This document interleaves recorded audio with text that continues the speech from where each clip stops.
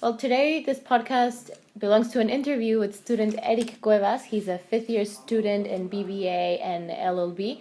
And the reason why we're talking to him today is because Eric, as well as many other students in the university, has been through very challenging times finding internships and finding a job placement until he finally actually got a very successful offer in the UK.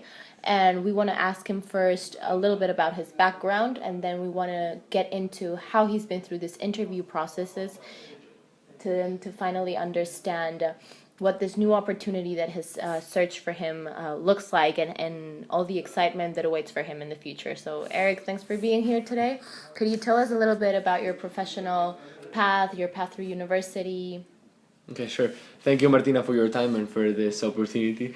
Basically, my background, as many other students from my university, it's a dual degree in English and BBA and LLB. I started 5 years ago. And since then, I basically been doing many different summer internships, actually every single summer.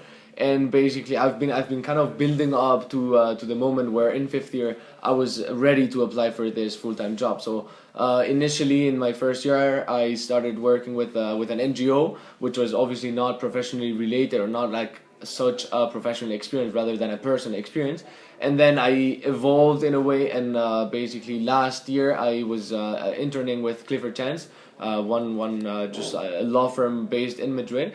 And I was lucky enough to be in the capital markets and banking division, which gave me this kind of hint that I, maybe belonged better on the other side of all this banking division. So basically in the investment banking side of it.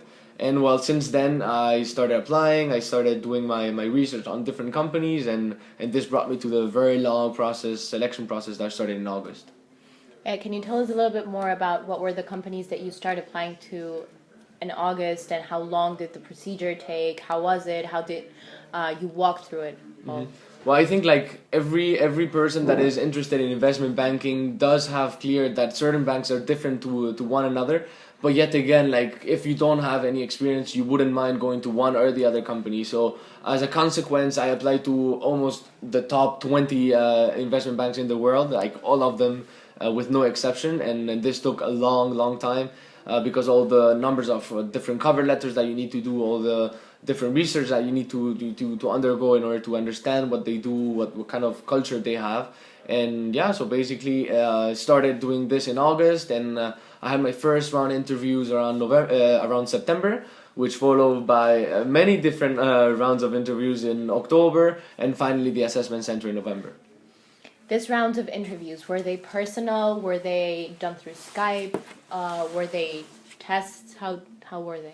Well, this really will depend on each company. In my case, for example, in Morgan Stanley, what they do is they centralize everything from London, so all the HR is done from London. But then, like the interviews are done within the country of residence that you are in at the moment. So London will send a message to HR people in Madrid in this case, and they were the ones who scheduled interviews with me. So all of them were done in person, none of them through Skype. Well, only one was done on the phone, but that was because of specific requirements of the team that I was applying to. The vice president of the team wanted to actually meet me, and she was in London, so the only way to do it was over the phone.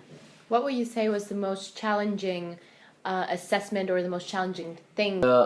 For me, I think individually what took the most effort out of me was basically getting the knowledge, the technical knowledge on valuation, on security analysis, all this, because coming from a dual degree of BBA LLB, I missed out on the opportunity of doing my minor in finance, and therefore I didn't have this technical knowledge on, as I said, valuation, for example. It's true that I went to LSE summer school last year, and then I took advanced valuation, advanced option pricing, derivatives, all this.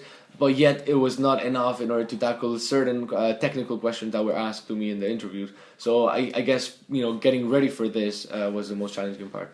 And how did you face that? How did you face the fact that sometimes you felt like you didn't have the right answers to the questions that were being made?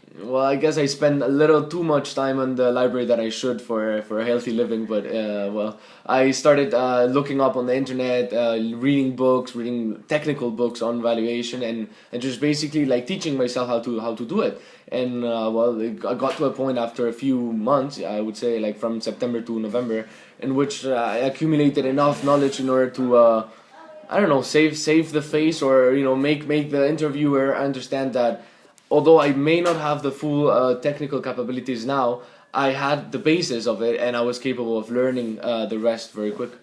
What do you think is the most important thing that made you get through this process successfully? Why did they select you? What do you think what value did they see in Well, you? something that we need to understand is if they call you for the process, it means that you're already able. You're already able to work with them. So once you start the process, they already know you are good enough for the job. So what you need to do is shine with your personality and with your character. Because, as I said, if they have a pool of, I don't know, 11,000 individuals, they called in for an interview, 1,000 of them, they already know they do have the potential of succeeding within the job, but they need to feel this, I don't know, like kind of abstract, feeling or attitude that you may exhibit.